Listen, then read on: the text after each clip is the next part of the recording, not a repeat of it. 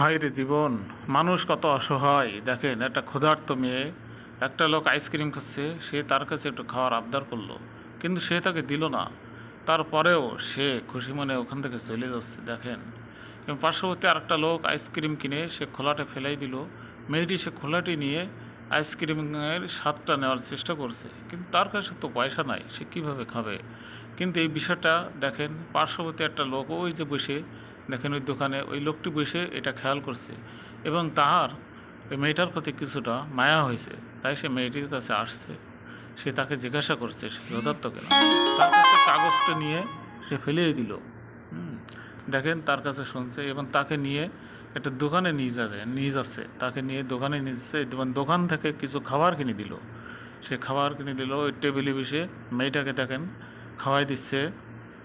মেয়েটা কত খুশি, সে কত আনন্দিত। দেখেন সে কত তৃপ্তি সহকারে খাচ্ছে, এবং সে মনে মনে ভাবছে কত খুশি। দেখেন সে খাওয়ার পরে দেখেন সে আল্লাহর কাছে দোয়া করছে লোকটির জন্য। আমাদের সবার উচিত এই গরিব অসহায়দের পাশে থাকা।